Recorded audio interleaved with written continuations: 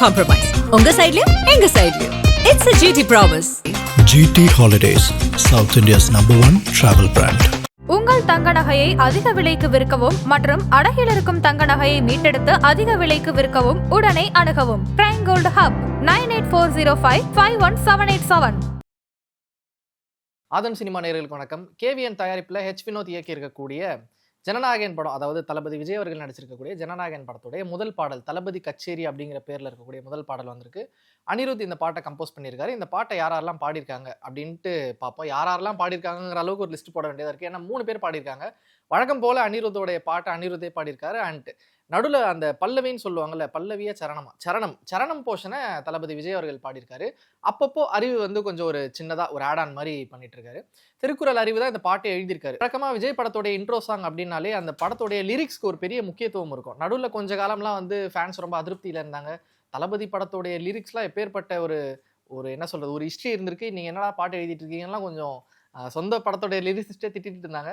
அப்படி இருக்கிறப்போ அறிவு இந்த படத்தில் வந்து இந்த பாட்டில் வந்து ஓரளவுக்கு கொஞ்சம் மெனக்கெட்டு எழுதியிருக்காரு. கொஞ்சம் நல்லா என்ன சொல்கிறது, ஒரு பெப்பியான பீட்டுமே இருக்குது. அதை தாண்டி நிறைய தமிழ் வார்த்தைகளும் சேர்ந்து அது ஒரு பழைய போக்கிரி படத்தில் போக்கிரி பொங்கல் பாட்டெலாம் நம்ம வைப் பண்ணியிருப்போம். அது மாதிரியான ஒரு லிரிக்ஸாகவும் எழுதியிருக்காங்க. ஆனால் என்ன பிரச்சனைனா அந்த பாட்டு வந்து லிரிக்ஸில் கொஞ்சம் அங்கங்கே கேட்க மாட்டேங்குது. என்ன லிரிக்ஸ்னு புரிய மாட்டேங்குது. கொஞ்சம் நம்ம ஒத்து கவனிக்க வேண்டியதாக இருக்குது. அதுதான் பிரச்சனையாக இருக்குது. மற்றபடி பாட்டா வைபா பீட்டா எப்படி இருந்தது அப்படின்னு கேட்டிங்கன்னா, செம பீட்டு செம வைபு. நம்ம வந்து இந்த உங்கள் விஜய் பாட்டு இருக்கும் இல்லையா, டிவிகேவோட பாட்டு, அதுக்கு எப்படி நம்ம வைப் பண்ணுவோமோ அதே மாதிரி வைப் பண்ணிட்டு இருப்போம். என்ன ஒரு சின்ன குறைனா பாட்டு வெறும் 3 நிமிஷம் தான். இது எனக்கு தெரிஞ்சு தாராளமாக ஒரு 5 நிமிஷம் இந்த ட்ராக்கை வந்து இழுத்துருக்கலாம். ஏன்னா வழக்கமாக விஜய் படம்னா ஆடியன்ஸ் வந்து கொண்டாடுவாங்க. அந்த 5 நிமிஷம் அப்படிங்கிறது வந்து அவங்களுக்கு திரும்ப திரும்ப அந்த 5 நிமிஷத்தை வந்து விசிட் பண்ணணும்னு நினைப்பாங்க. அந்த ஒன்ஸ் மோர் கேட்பாங்க, நமக்கு தெரியும், ஒன்ஸ் மோரை போடுவாங்க. ஸோ ஒரு அந்த 10 நிமிஷங்கிறது ஒட்டுமொத்த திரையரங்குமே ஒரு கொண்டாட்டமாக இருக்கும். ஆனால் அனிருத் வந்து வழக்கம் போல் அவர் ஸ்டைலில் இது வெறும் 3லேருந்து 3.5 நிமிஷத்துக்குள்ளே முடிச்சிட்டாரு. அது வந்து தளபதி ரசிகர்களுக்கு உண்மையிலே ஒரு ஏமாற்றமாகவே இருக்குது. எனக்கு தெரிஞ்சு இந்த பாட்டோடைய ஒரு எக்ஸ்டெண்டட் வெர்ஷன் வரும்னு நினைக்கிறேன். ஏன்னா இந்த பாட்டோடைய இறுதியில் அண்ணா ஒன் லாஸ்ட் டான்ஸ்னா அப்படின்னு சொல்கிறாரு. ஓகேடா கண்ணா அப்படிங்கிற மாதிரி விஜய் முடிக்கிறாரு. ஸோ அந்த ஒன் லாஸ்ட் டான்ஸுங்கிறது வழக்கமாக இருக்கக்கூடிய பாட்டில் வந்து அந்த கடைசி டான்ஸ்னு ஒன்று இருக்கும்ல, நம்ம மெர்சல் அரசன் பாட்டில் கூட கடைசி பீட்டுன்னு ஒன்று இருக்கும். அந்த பீட்டுக்கு வந்து அந்த தளபதி அவர்கள் பயங்கரமாக டான்ஸ் ஆடுவார்.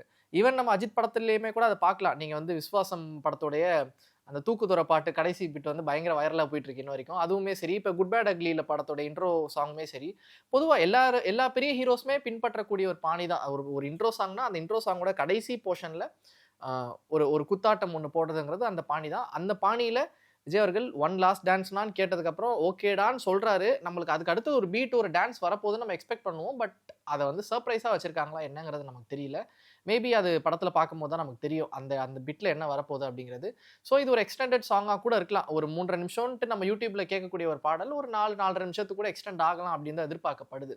ஸோ இந்த பாட்டில் என்னென்ன கவனிக்கும்படியான என்னென்ன விஷயங்கள்லாம் இருக்குங்கிறத பார்ப்போம். முதல்ல இந்த பாட்டோடைய லிரிக்ஸ் வீடியோ ரொம்ப கலர்ஃபுல்லாக இருந்தது. அனிருத் பாடுற மாதிரிலாம் சில பிட்ஸ் வச்சுருந்தாங்க. அது எனக்கு தெரிஞ்சு அது உண்மையிலே அனிருத் தான் டவுட்டாக இருக்குது. ஏன்னா ஒரு மாதிரி ஏஐலேருந்து ஜென்ரேட் பண்ண ஒரு அனிருத் வெர்ஷன் மாதிரியும் இல்லை மேபி அனிமேட்டட் அனிருத் மாதிரியோ கூட இருக்கலாம். அது நிஜமாலே அனிருத் வந்து பெர்ஃபார்ம் பண்ணாராங்கிறது தெரியல. பட் ஓரளவுக்கு அனிருத்தோடைய ரொம்ப க்ளோஸான பிக்சர் தான் இருக்குது. பட் அது ரியலாக ஷூட் பண்ணாங்களா இல்லை அனிமேட் பண்ணாங்களா இல்லை ஏஐயில் பண்ணாங்களாங்கிறது தெரியல. அதுக்கப்புறம் இந்த பாட்டோடைய லிரிக்ஸை வந்து நம்ம ஒரு சின்னதாக டீகோட் பண்ணி அதை எங்கே கொண்டு போய் என்ன இன்டெரக்டாக சொல்ல வராங்க அப்படிங்கிறதையும் பார்ப்போம். இந்த பாட்டில் வந்து நண்பா நண்பி செல்லம் கேளு நம்பிக்கையா சேரு இருக்குதுடா காலம் பிறக்குதுடா அப்படின்ட்டு ஒரு வரி வருது. இது கேட்டோன்னே நம்மளுக்கு ஞாபகம் வரதெல்லாம் என்ன, விஜய் ஆரம்பிச்சிருக்கக்கூடிய கட்சி தாவேகா கட்சியோடைய ஒரு சின்ன இருக்குதுடா காலம் பிறக்குதுடா அப்படின்னு சொல்லும் போது okay the time to lead இல்லை டைம் ஹஸ் பிகின் அப்படின்ட்டு எதையாவது மீன் பண்ணுறாங்களா பாட்டில் அப்படிங்கிற மாதிரியான ஒரு சின்ன ஒரு யோசனை வருது. ஏன்னா யூஸ்வலாக விஜய் அவர்கள் வந்து சமீபமாக ஒரு 2-3 ஆண்டுகளில் வரக்கூடிய படங்களில் லியோ தவிர்த்துன்னு நினைக்கிறேன். லியோ தவிர்த்து இப்போ கோட்லலாம் கூட வந்து மைக் எடுக்கவா கேம்பெயின் ஆரம்பிக்கவா அப்படின்லாம் ஒரு வரி வரும். ஸோ அவர் எப்பவுமே தன்னுடைய அரசியல் வருகையை இன்டைரக்டாக ஏதோ ஒரு வரிகள் மூலயமா பதிவு பண்ணிகிட்டே இருக்காரு. இந்த பாட்டில் அது ரொம்பவே அதிகமாக பண்ணியிருக்காரு. இப்போ நான் சொன்ன லிரிக்குங்கிறது ஒரு சின்ன பிகினிங் மட்டும்தான். இதுக்கப்புறம் என்னென்னலாம் இருக்குது அப்படிங்கிறத நம்ம பார்ப்போம். தனக்குன்னு வாழாத தரத்தில் தாழாத ஒருத்தனும் வாரானே திருத்திட போறானே தளபதி பிளாஸ்ட் அப்படின்னு சொல்லிட்டு வருது. ஸோ முதல்ல இந்த பாட்டு சவுண்டிங்காக நல்லா இருக்கு. தனக்குன்னு வாழாத தரத்தில் தாழாத அப்படிங்கிறது வந்து அறிவு ரொம்ப அந்த சவுண்டிங்காக அதை வந்து ரொம்ப அழகாக எழுதியிருக்காரு. ஒருத்தனும் வாரானே திருத்திட போறானே இது சவுண்டிங்காக ஒரு பக்கம் இருக்கட்டும். ஆனால் இது என்ன மீன் பண்ணுது? விஜய் அவர்கள் தனக்குன்னு வாழாதன்னு சொல்லும் போது விஜய் அவர்கள் விழுப்புரம் விக்கிரவாண்டியில் நடந்த அந்த முதல் மாநாட்டிலே சொல்லியிருந்தாரு, எனக்கு இருந்த இவ்வளோ பெரிய மார்க்கெட்டை விட்டுட்டு இவ்வளோ பெரிய பீக்கை விட்டுட்டு நான் உங்களுக்காக வரேன் அப்படின்ட்டு சொல்லியிருப்பாரு. ஸோ அதை தான் தனக்குன்னு வாழாத அப்படிங்கிறத வந்து மீன் பண்ணியிருக்காங்க. தரத்தில் தாழாதங்கிறது இந்த இந்த மெட்டுக்கு ஏற்ற மாதிரியான ஒரு இன்னொரு வரியாக இருக்குது. அதே மாதிரி ஒருத்தனும் வாரானே திருத்திட போறானே, இது வந்து அகெயின் தாவேகாவுடைய விஜய் அவர்கள் முதல்வர் வேட்பாளர் அறிவிக்கப்பட்டிருக்காரு இல்லையா, அதில் வந்து விஜய் அவர்களுடைய அந்த கோல், சிஎம் கோல்ங்கிறது இருக்குல்ல, விஜய் அவர்கள் வராரு, அவருடைய இன்டென்ஷன் என்ன, அவருடைய லட்சியம் என்ன, இங்க இருக்கக்கூடிய சில குறைகளை வந்து திருத்திடணும் அப்படிங்கிறது தான் விஜய் அவர்களோட லட்சியமா இருக்கு. அதான் சொல்லப்படுது. ஸோ அதையும் இந்த பாட்டுல ஒரு அட்ரஸ் பண்ணியிருக்காங்க. ரொம்ப சட்டிலா ஜாலியான ஒரு பாட்டில் அட்ரஸ் பண்ணிட்டு போயிருக்காங்க. ஆனா அது பின்னாடி இருக்கக்கூடிய இன்டென்ஷன் வந்து தாவேக்காவுடைய அந்த பொலிட்டிக்கல் மூமெண்டா கூட இருக்கலாம் அப்படிங்கிறதும் பார்க்கப்படுது. அதே மாதிரி இந்த பாட்டுல இன்னொரு வரி, எங்க அண்ணன் வி கச்சேரி, அதான் மெயினான வரி அதுதான், எங்க அண்ணன் வி கச்சேரி, தளபதி கச்சேரி, கொடியை பறக்க வச்சு விருந்து வச்சு அப்படின்னு சொல்லிட்டு ஒரு பாட்டு ஒன்று வருது. அதே மாதிரி பறக்கட்டும் நம்ம கொடி அப்படிங்கிற மாதிரியான விஷயங்களும் வருது. ஸோ விஜய் அவர்கள் தாவேக்கால ஏற்கனவே கொடி பாடல் விட்டுருந்தாரு. ஸோ அவர் தன்னுடைய கொடியை முதன்மைப்படுத்துறதுக்காக கூட இந்த வரியை வந்து சேர்க்க சொல்லியிருக்கலாம். ஏன்னா அறிவு அவர்கள் தான் தாவேக்கா பாடல்கள் எல்லாமே எழுதிட்டு இருக்காரு. தாவேக்கால இது வரைக்கும் ஒரு 3 பாடல்கள் வந்திருக்குன்னு நினைக்கிறேன். ஒன்று கொள்கை பாடல், ஒன்று கொடி பாடல், இன்னொன்று உங்கள் அண்ணன் அப்படிங்கிற ஒரு பாட்டு ஒன்று வந்திருக்கு. உங்கள் அண்ணன் விஜய் நான் வரேன் அப்படின்னு சொல்லிட்டு. ஸோ இந்த 3 பாடலுமே அறிவு தான் எழுதியிருக்காரு. ஸோ அந்த மூட்லேயே நம்ம வந்து தாவேக்காக்கு என்ன மூடில் ஒரு பாட்டு எழுதுவோமோ அதே மூட்லேயே ஜனநாயகன் படத்தோடைய தளபதி கச்சேரி பாட்டையும் அவர் எழுதியிருக்காரு. ஸோ திரும்ப திரும்ப விஜய் அவர்கள் தன்னுடைய கொடியை அட்ரஸ் பண்ணிட்டே இருக்காரு. நாளை பின்ன ஒருவேளை சின்னம் அறிவிக்கப்பட்டா, ஒருவேளை விஜய் அடுத்த படம்னு ஒன்று நடிச்சா அதில் அவருடைய சின்னத்தை கூட அட்ரஸ் பண்ணுற மாதிரியான வரிகள் வரலாம். தட்ஸ் நாட் என்ன சொல்கிறது, அது ஆச்சரியப்படக்கூடிய விஷயமா இல்லை. பட் இது வந்து விஜய் அவர்களுடைய ரசிகர்களை சாட்டிஸ்ஃபை பண்ண காலம் போய் இன்னைக்கு விஜய் அவர்களுடைய தொண்டர்களையும் சாட்டிஸ்ஃபை பண்ண வேண்டியதாக இருக்குது ஒரு திரைப்படம் மூலயமா. ஸோ அதையுமே கரெக்டாக தான் இந்த பாட்டில் பண்ணியிருக்காங்கன்னு நினைக்கிறேன். ஏன்னா இது வந்து வெறும் ஃபேன்ஸ் என்ஜாய் பண்ணாங்க போனாங்க அப்படிங்கிறத தாண்டி இந்த பாடலை வந்து ஒரு எலெக்ஷன் கேம்பெயின் வரைக்குமே இதை கொண்டு போவாங்கன்னு தான் நினைக்கிறேன். ஏன்னா அந்தளவுக்கு மெட்டீரியல்ஸ் இந்த பாட்டில் இருக்குது. அதே மாதிரி இந்த பாட்டோடைய லிரிக் வீடியோ நடுவில் பார்த்தீங்கன்னா விஜய் அவர்களோட எல்லா படங்களையுமே போடுறாங்க.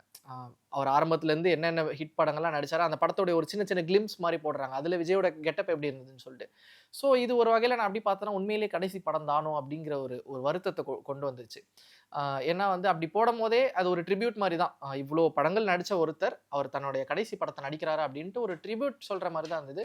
அது ஒரு பக்கம் விஜய் அவர்களை பூர்த்தி செஞ்சாலும் இன்னொரு பக்கம் அது கொஞ்சம் வருத்தத்துக்குரிய விஷயமாகவும் இருக்குது. ஏன்னா இந்த படத்தில் வந்து விஜய் அவர்கள் சில நடன அசைவுகள்லாம் பார்க்கும்போது ஐயோ இப்படி ஒரு என்டர்டெய்னர் வந்து நம்ம லூஸ் பண்ணுறோமே, அவர் அரசியலுக்கு போகிறது மூலயமா அவர் இதுக்கப்புறம் எப்போ வந்து இப்படி வந்து என்டர்டெயின் பண்ணி நம்மளை மகிழ்விக்க போகிறாரு அப்படிங்கிற ஒரு கேள்வியும் வருது.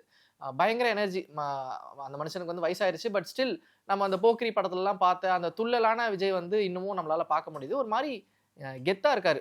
அவருடைய லுக்கும் சரி, அவருடைய நடை உடை பாவனை எல்லாமே ஒரு மாதிரி மாஸாக இருக்குது. மாஸ்னா நான் எந்த விதத்தில் வழக்கமாக இருக்கக்கூடிய விஜய் மாஸ்ன்னு ஒன்று இருக்குல்ல, அது இல்லாமல் அவர் வேற ஒரு உயரத்துக்கு போயிட்டார். அந்த வேற ஒரு மாஸுக்கு அது தொட்டுருச்சுன்னு நினைக்கிறேன்.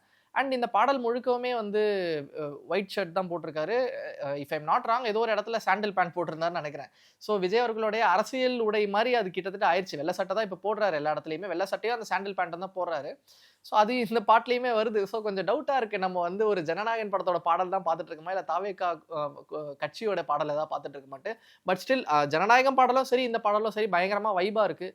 அதனால எந்த குறையுமே இல்லை. அதுக்கப்புறம் இந்த பாட்டில் நான் கவனிச்ச ஒரு விஷயம், கிட்டத்தட்ட ஒரு 3 மொழியை வந்து சேர்த்துருக்காங்க.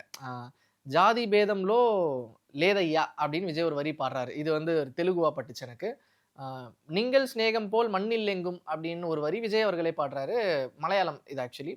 அண்ணன் கண்ணிலும் ஓ சையா அப்படின்னு ஒரு வரி வந்து இது வந்து ஹிந்தி. ஸோ இந்த 3 வேறு மொழி இருக்கு இல்லையா, இந்த இதுலேயுமே பாட்டை கொஞ்சம் மிக்ஸ் பண்ணி அது ஒரு பேன் இந்தியன் பாடலாக எல்லாருக்குமே பிடிக்கும்படியா, நம்ம மொழி இதில் வருது பாரு அப்படின்னு சொல்லிட்டு கவனிக்கும்படியான பாடலாக இருக்கும்னு சொல்லிட்டு அது ஒரு கான்ஷியஸ் டெசிஷனாக கூட எடுத்துக்கலாம். வினோத் கூட இந்த டெசிஷன் எடுத்துக்கலாம் தான் நினைக்கிறேன்.